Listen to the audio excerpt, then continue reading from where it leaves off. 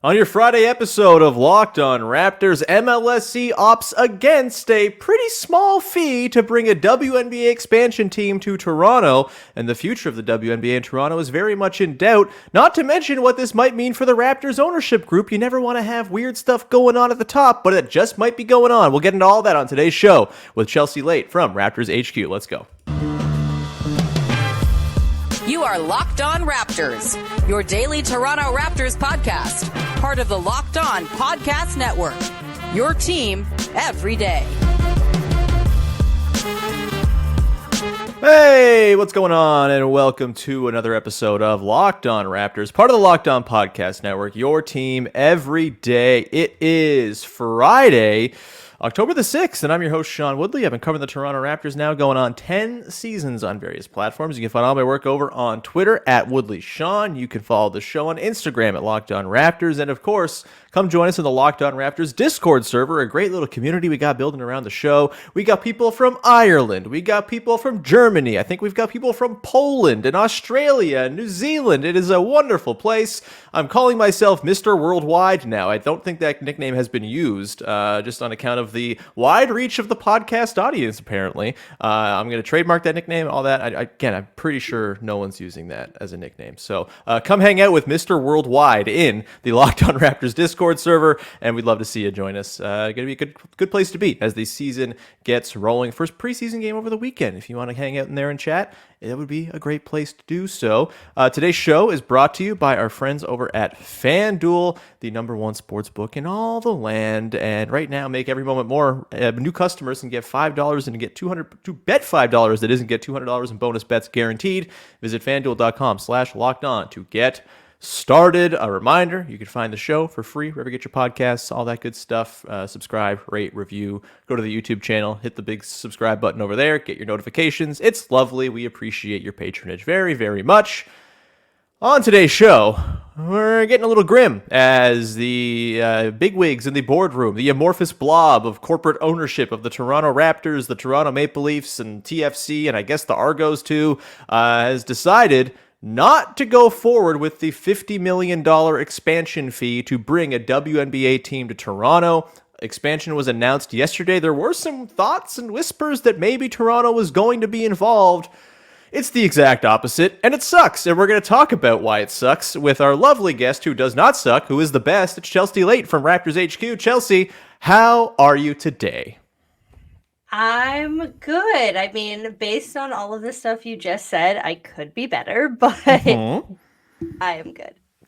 Yeah, so we're going to dig into the WNBA stuff off the top. We will also play a couple rounds of what's more likely coming up later, one of which will have a WNBA twist on it as well. But Chelsea, let's start with this. Doug Smith reports yesterday. Sarah Spain had some reporting as well as the Bay Area team was announced for the WNBA, the 13th franchise in the WNBA yesterday. Again, there was some hope that maybe Toronto was going to be one of those cities getting a WNBA expansion franchise. Of course, we know last summer, wonderful, incredible sellout of the Chicago Sky and Minnesota Lynx game. And, right? It was Minnesota? I was there. Why is my brain blanking on the teams? It was Minnesota, yeah. We're recording very early, so my brain doesn't work. Either way, it seems like Toronto has been ripe for WNBA expansion for a while now. All the different factors, obviously a basketball mad city, sort of some counter programming to the Toronto Raptors during the sort of winter months. The WNBA rocking in the summer would be an awesome addition to the sports calendar. And you'd think, hey, there's a perfect arena right there. They have a wonderful practice facility at OVO. It all lines up, unless, of course, the people at the boardroom decide not to pay the money. And, of course, $50 million paid in installments over many years is the price tag here for an entity that is worth multi-billions of dollars and has two of the most valuable sports franchises. I think the two most valuable sports franchises in the country. I think the Montreal Canadiens might be in there, but either way, the Raptors and Leafs, they're pretty big cash cows, and yet $50 million, too rich for the blood of the MLSE boardroom. Doug Smith's reporting at the Toronto Star yesterday kind of notes that Ed Rogers, who of course has butted heads in the past with Masai Ujiri, with Larry Tannenbaum selling some of his stock, is maybe kind of, making himself heard in these boardrooms a little bit more. It's not great, Chelsea. What was your sort of reaction to this reporting from Doug Smith and everybody else who was on this yesterday? And, what kind of giant letdown does this feel like for a team that would absolutely be a wonderful host for a WNBA team? Yeah, I mean, first of all, there's a lot of factors that went into the fact that we probably weren't going to get an announcement about Toronto being expanded to in the WNBA yesterday specifically. Sure. Expansion in the WNBA is going to happen in 2025, at the very soonest. And so there's a lot of factors that go into the fact that Toronto isn't technically ready for that yet. And so I wasn't expecting it to happen yesterday, if we're being completely honest. One of those big factors is the fact that the WNBA still flies commercial, and the WNBA itself would have to figure out chartered flights and stuff like that before bringing a franchise to Toronto. Sure. But at the same time, I definitely thought, when you think about the WNBA, their CBA is expiring next year. So by the 2025 season, there'll be a new CBA. So hopes are kind of, going that chartered flights would be a part of that. Right. And, it's like a year and a half. I was kind of like, okay, there's kind of a long time to figure it out. We knew that the Bay Area, San Francisco, was going to get announced yesterday, just based on reports that have been coming out over the last couple of weeks. And so when Toronto didn't get announced, I was like, okay, it's just too soon. Give it a couple of months, give the league a little bit of time to figure out what they're doing in the next year and a half. Because technically doing two teams at once is kind of the move for the WNBA, just because they do a conference-based in-season tournament. And so having 13 teams as opposed to 14 teams doesn't really work. But then the Doug Smith report came out, and it just poured water on all of the everything. Yes. Yeah. It was just kind of the whatever hope was there just kind of got squashed. And don't get me wrong, I've definitely heard reports of MLSE not being interested, but those were all before the game that happened in May. Right. And I maybe naively thought that was a sign that, we all knew that Toronto as a city was ready, but I definitely could see why they would want to test and see if people were going to be invested and whatever. And you think about that game, the fact that it sold out in 20 minutes, that it was not just the lower bowl of Scotiabank Arena, which is the case for some WNBA arenas, that they only sell out the lower bowl, but it was the entire arena. The fact that the city was so invested, the fact that, even at the game, by halftime, all of the merch in the entire arena was sold out. Yeah, I was a victim of that. I was like, I'll get it at halftime. It's fine. Yeah. Nope. No, it was gone. I went to go get food at halftime, and it looked barren. There was nothing. Yeah. And just the fact that it broke preseason viewership records, it broke Canadian WNBA viewership. And then you think about the growth of the league in the past couple of years, not just in America, but in Canada. I believe the stat is something the WNBA viewership in Canada has increased by 95% in the past 2 years or something like that. They've increased by over 280 million views when you think about that. And it's just there's all this talk about it's a good business decision or whatever, or the fact that they didn't want to spend the money, which I understand the price did increase based on, maybe numbers that they were given a couple of years ago, from 20 to 25 million to that $50 million number that we saw last night. But at the same time, you're there's so much math that is giving you the impression that this would be a good decision, and the fact that people would buy into it, the fact that people are willing to spend the money on the WNBA, the fact that there's a market ready for it here. And it's just incredibly disappointing when this company that we already know to be sort of out of touch with the basketball community based on a lot of things that they've done with the Raptors makes a decision that just makes little sense. Yeah, in the nicest way. Yeah, I mean, sure, the shrewd capitalistic, everything is bean counting, has to be for profit decision making behind it.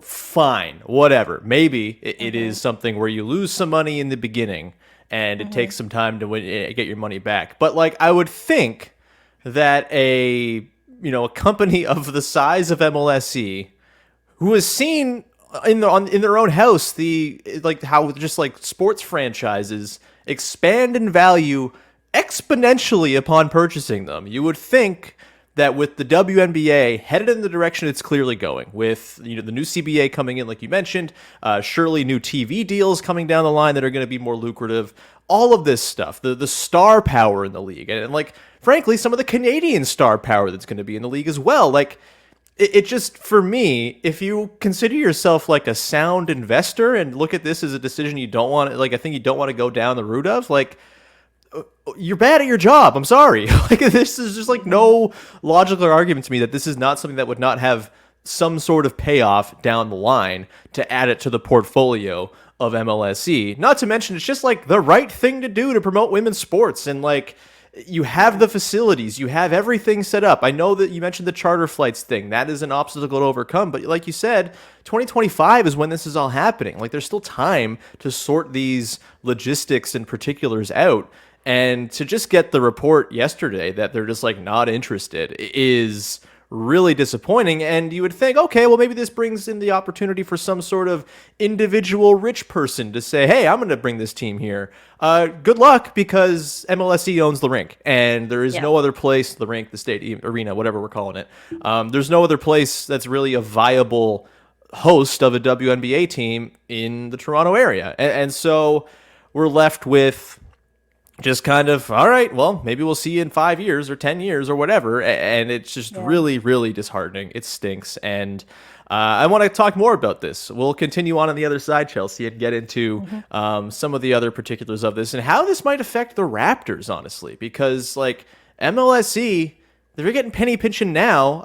I mean, it's hard to say. Obviously, the Raptors make a lot of money, but it's never a good thing when your amorphous ownership group is starting to get a little bean county. That's for sure. We're going to come back on the other side, get into that, and we'll play a little What's More Likely tied to the WNBA in Toronto and Scotty Barnes, interestingly enough, in just 1 second. Before that, however, got to tell you about our friends over at FanDuel, who right now are the place to go to snap into action ahead of this NFL season. Well, I guess it's already started now, but with FanDuel, America's #1 sportsbook, you can get new customers can get $200 in bonus bets guaranteed when you place a $5 bet. That's $200 in bonus bets, win or lose. If you've been thinking about joining FanDuel, there's no better time to get in on the action. And it's not just football. Of course, the WNBA finals are ongoing. Awesome. Very exciting. Go and put some money down on the Aces or the Liberty. Boy, it'd be cool if Toronto could be in a WNBA finals. Not happening, but the ones that are going on, you can go put some money down on. You can also, the baseball playoffs are ongoing.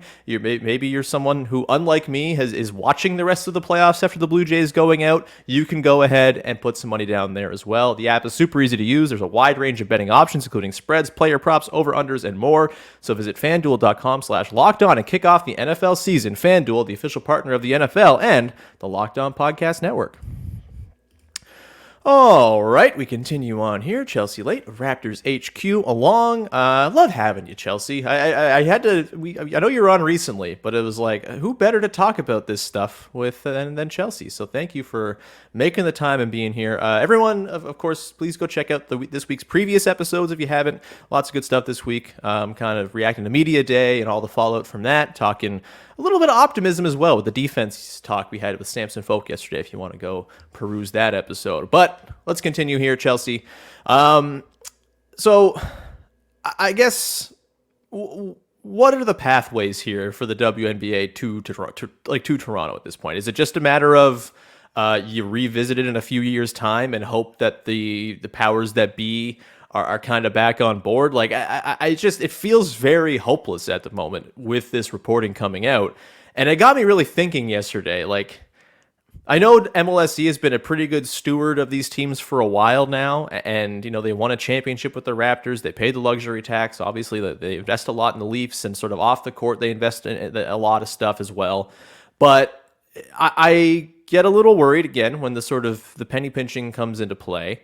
And I also get a little worried when this sort of unidentifiable blob of corporate people at a boardroom is starting to make these decisions. And Larry Tannenbaum, of course, has kind of been like the person who's overseen all this and been someone who's kind of like, I think, done a pretty good job of keeping ownership out of the way.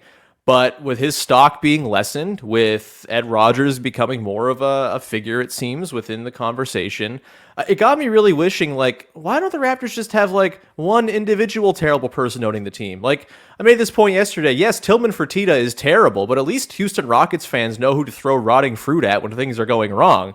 With the Raptors and with MLSE, it's a little bit less obvious. I'm just kind of rambling because I'm mad. But, like, what's your level of, like, hope that this could eventually happen for Toronto? Does this feel like a lost dream now that's just not going to come to fruition anytime soon? Yeah, there's a lot of feelings that go on with it. Honestly, the one thing that I feel like really needs to change, and I think this has to do a lot with the fact that maybe it is a board and all that stuff, but there is an unfortunate culture, and I'm trying to like pick my words here, but there's an unfortunate culture of, I don't know if I want to call it misogyny or sexism or just disbelief in women's sports. It's As dismissive. a whole, Yeah. it's a dismissive culture of women's sports in this city and in this country that we've been seeing for quite a while. You think about the Canadian women's soccer team, you think about the fact that there isn't much of a women's sports culture in this country. You think about the fact that time and time again, these women who represent Canada put so much into being athletes for this country and they win. You know, you think about the fact that we're gold medalists in hockey and in soccer, and the fact that the Canadian women's basketball team has been truly just like incredible for a decade. And the fact that, and not to discount the men's team who has done very well, in particular this year, as we all know, but like even when that was happening, the amount of times that I had to kind of sit around and be like, okay, in these reports that were coming out, the fact that you would say things like the Canadian basketball team hasn't made the Olympics since 2000. And I'm like, okay, but the Canadian women have been there for the past 3 times. Yeah. And there's just like a dismissive culture in this country when it comes to women's sports. And it starts at the top. And like everything, it starts at the top. And you think about the fact that even when you talk about coverage and media and the fact that there's no opportunity for people to even watch women's sports in this country live. You think about the fact that even when it comes to men's sports like hockey, the Leafs, the Raptors, like I see it because I'm in Toronto Raptors media. Like there is a severe lack of women's representation. It's pathetic, frankly. Yeah. It's upsetting. It's like the fact that I go to Raptors media events and I am like one of 4 women. You know, it's like in a room of 100 people. It's like this culture that is not going to change unless these people like MLSE do something to bring some sort of new culture to this city. And quite honestly, like, sure, a WNBA team isn't going to fix like overarching sexism in the world. Sure. But like, it's the fact that you are so incredibly dismissive of a team, and that sure maybe wouldn't bring you profit currently in like immediately, but the fact that it would do so much for this culture in this city and in this country that is so absolutely dismissive of not only women's athletes, but people who watch women's sports and cover women's sports, and like even women who talk about sports in general. And the fact that you are so completely like dismissive of even trying to bring that culture is just so telling of your values in total. And I know I'm not really answering your question, but I just kind of had my to question was off. very like open-ended, so this is great. Go off. Thank you. But it just like, and when you talk about what my hope is, truly when I saw that, it made sense, unfortunately. Because I see it every day. I see it in the people who comment on stuff that I'm on. I see it, when I go to things and there are like a handful of women. I see it when we're talking about, even opportunities in women's sports, and women are even overlooked in those. Like, I have a wonderful network of women in this space who cover sports, and our main conversations all the time is like, even when it comes to women's sports, we're overlooked, right? And so it's like, it's so hard to have hope about these things when time and time again we are dismissed and we're not prioritized, and we are told that we're a bad business decision, and we're told that our culture and our community doesn't matter. Yeah. And that we don't matter because we're not going to be as profitable as an NBA team that's been around for over 25 years immediately. Yeah. And so, yeah, when you talk about hope, it's kind of hard to have. Yeah. And quite honestly, I'm like, and maybe this is just my reaction because it happened yesterday, and I'm sure I will, get over it slowly and then continue to do the work, because I love doing this work and I love advocating for the WNBA and the players, and especially the Canadian players. I think everybody really knows that I'm like really here for the Canadian women's basketball team, and I will call you out if you're not, wording those reports right when it comes to the men's and the women's team. And so I'm going to keep doing that because I like doing it, and I believe in these players, and I believe in this league, and I believe in Toronto as a place where women's sports should thrive. And unfortunately it doesn't. But I don't know. It's just so disheartening when you think about the fact that the people who have the power to change the culture just don't want to. Yeah. It ultimately, I mean, it all comes back to capitalism brain, right? And just like the notion that a thing can't exist unless it earns profit for somebody, which just is such a joyless, soulless way to think about a society. Like, not everything needs to be for max profit, and the sort of the poisoning of the well and the thinking that that is the case is exactly what leads to the dismissive nature, or the dismissive sort of approach to women's sports. And it is like a giant bummer. And like, everyone will go nuts when 80% of the medals at the Olympics are won by women, and oh, look at the women of Canada, incredible. And then there's just like never any follow-up support or further investment in anything. It's just it is like an incredible bummer. And I too just like, I don't think things at MLSE are hunky-dory right now. I don't have a ton of hope that there's some sort of sea change coming with the powers that be there, especially if Ed Rogers is going to be the one kind of becoming the more prominent voice.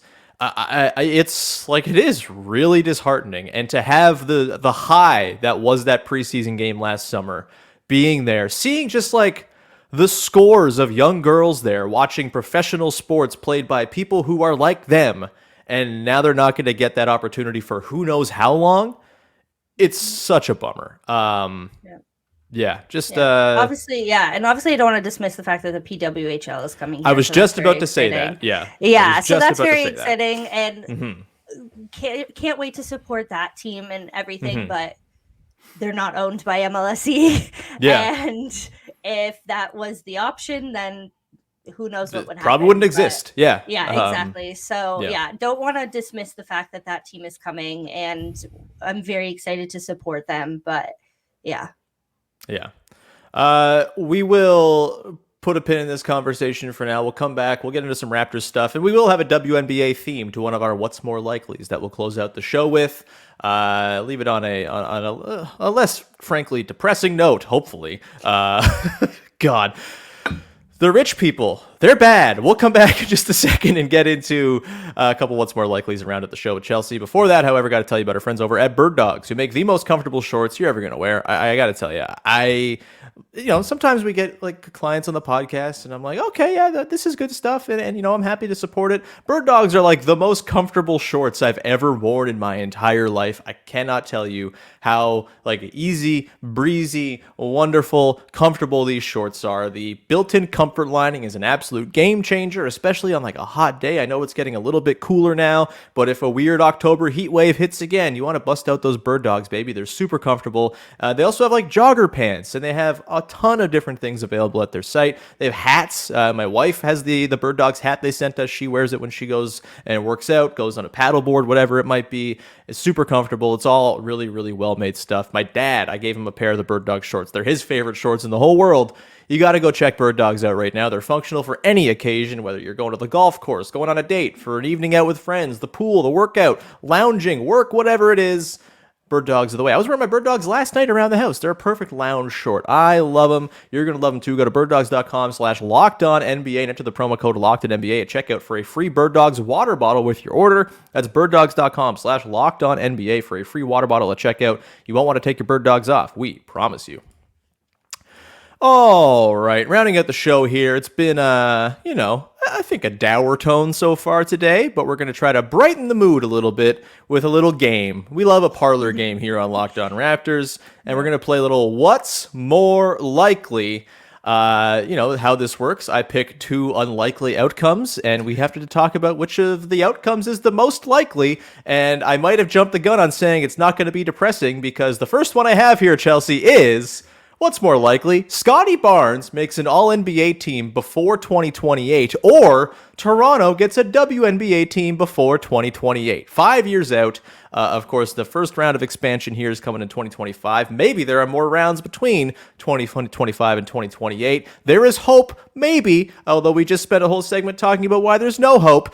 Chelsea, what you got here? What's more likely, Scotty Barnes All-NBA before 2028, or Toronto gets a WNBA team before that year? Look, if you would have asked me this like a week ago, I feel like my answer would have been very different. Yep. I'm going to have to go Scotty Barnes makes an All-NBA team before 2028. Yeah, and I think that's just like the optimism of Scotty Barnes' development and the way that it seems based on media day and training camp that they're really trying to invest in his development as both, like that big guy and also as a point guard, as someone who's going to be on ball more. And so, we'll see this year how that works out and how, he develops. I think this is a big year for him. I think we talked about this the last time I was on as well.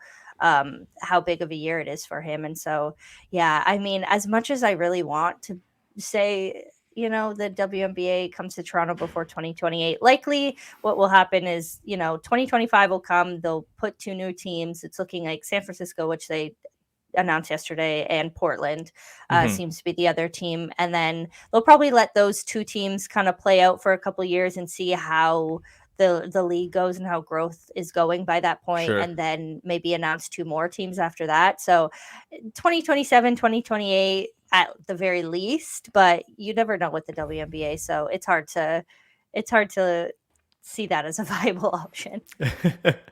Yeah, I really want to say the WNBA team. I guess the impediment to Scotty Barnes making All-NBA is he's a future basketball player. What position does he even play? Although I guess they're getting rid of positions for All-NBA starting this season, so maybe that doesn't matter quite as much. Yeah, or am I wrong? I think they're doing that. I think they are doing that, yeah. Yeah, so... They do that in the WNBA, so... Yeah.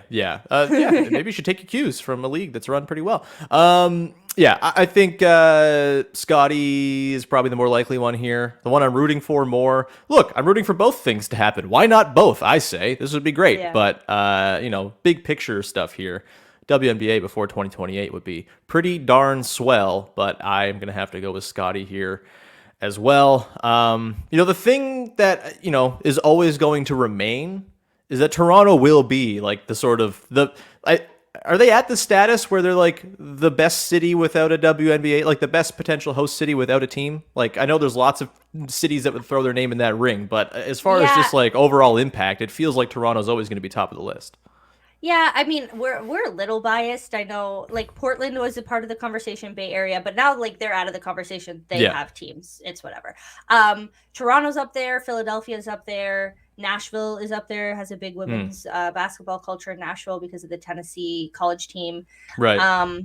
There's a lot of, like, Midwest, like, Middle America cities that are underserved when it comes to women's basketball. Florida. But you think about... Toronto is definitely up there, like top 3 and not really third or sometimes even second. A lot of people are going to say Philadelphia comes before or all this stuff, but or Denver has been up there honestly for a while. Denver, they had a visit a couple months ago, but yeah, Toronto is up there in those conversations. Definitely deserving. And I feel like anybody in my W spaces that may see this is going to be like, yeah, you're just that Toronto homer, but I get called that sometimes. But that's fine. Toronto is the center of the universe, of course. We know this. It really is, yeah. And so, no, but I definitely think it's like, even from an outside perspective now, and that game definitely changed things, but now the people that I know, like, who are don't have any affiliation from Toronto or just W people from the States, do believe that Toronto is up there as well. And unfortunately, the people here don't believe it. But again, it's great. It's awesome. Rewind if you want to hear my thoughts about that. Believe in your city, believe in yourself, indeed. We're going to wrap up here with one more, not related to the WNBA, related to sort of the ongoing story of the week around the Toronto Raptors. Pascal Siakam and his future. What's more likely, Chelsea? What's more likely? Pascal Siakam gets traded before Christmas or gets extended before Christmas. What you got? This is me saying what I hope will happen, and I hope he gets extended. Yep, me too. Yeah. Just because I am going to be really sad if he gets traded. And not to like, I know that we're supposed to have this like mentality that, you know, it's a business and they're blah, blah, blah, blah, blah. But like, it's sports. It's sports. Yeah. We don't get into this business because we just want to be, you know, corporate, you know, whatever. We get into it because we love the teams and the players. And Pascal Siakam has been a favorite of mine for, you know, a while. And so it would be not only really sad to see him go, but it would also just kind of be like that definitive sign that the Raptors are headed in a direction that won't be fun for a couple of years. So I hope he gets extended. Yeah, I hope so too. I think the trade before Christmas is unlikely because, you know, it's December 15th where most guys can be traded. Just like guys who were signed in the offseason and whatnot. And you kind of look at expanding the pool of teams that might be after Pascal Siakam. I think about like the Sacramento Kings, for example, where Harrison Barnes signed in the offseason. His contract, it's like $17 million, could be useful for salary matching. That becomes movable on December 15th. But like, how often do we see trades between December 15th and Christmas? Not often. I mean, it's happened for sure. Pretty sure Vince Carter was traded in that little window. Great. Love it. Let's trade away another disgruntled former star that you've kind of let down. Yay! But yeah, I think, you know, I don't think either of these things will happen before Christmas, if I'm being totally honest. I think the extension should have already happened. And if it hasn't already happened, I can't imagine they're like itching to get the signing on the dotted line done, even though they should be. But I will say the extension is more likely because there will actually be a couple months of basketball there. Maybe the Raptors start off red hot. Maybe this whole thing works. Maybe Darko is actually the genius everybody hopes he is, and it all works, and it's beautiful, and Pascal is fitting in wonderfully. Of course, you run the risk of if things are going really well, and Pascal's a big part of it, which he figures to be, maybe he starts to sniff All-NBA in the Supermax and says, you know what? We'll hold off on that extension for now. That's a big thing that could potentially happen here, too. But yeah, I will say the extension's more likely just because I think a trade in that window is difficult. Although, if maybe there's a team that starts off slow, I mentioned the Kings. The Western Conference is stacked. Maybe the Kings get off to a slow start. Some other team, the Warriors, could maybe sort of throw their hat in the ring here as well, as much as that would really bum me out. But like maybe one of these Western Conference teams that fancies themselves a top 6 contender gets off to a rocky start and has to go make some sort of big move. And a really big move would be adding Pascal Siakam to your team, not to mention getting his bird rights and the right to sign him to more money and, keep him within your in your franchise going forward. I think, yeah. Oh, God. Why isn't he extended? Why? Like, if the whole point is to eventually trade him anyway, then the value that he'll have on a new contract with cost certainty, it stands to reason. You should just extend him and figure out the trade thing later. We don't need to relitigate it. Man, crazy. Crazy. Great treatment of your best player and like the fifth best player in franchise history. It's very cool. I'm glad that the limbo that he's in is taking place as it is. We're just really happy with the entire enterprise that is the Toronto Raptors and their ownership today. It's great. Yeah. Chelsea, this was great. It was an absolute joy to talk to you. Thank you so much for hopping on the show and making an early appearance before the crack of dawn, frankly. Yeah. Thank you for accommodating my work schedule. Oh, no problem at all. I do nothing. I sit around at home all day. So happy to jump on whenever a wonderful guest is available. Where can people check out all your awesome work? Obviously, Raptors HQ is the place, but anything in particular to go and check out? Yeah, I mean, we started player previews over on Raptors HQ, so you can check those out. I also post a lot of my work on HQ and also all the other places I write at my Twitter at Chelsea Leite or X. I never know what to call it. Anyway, so yeah, you can check out my Twitter, Instagram, same handle, just Chelsea Leite, all under lowercase. Got in there really early and got that username.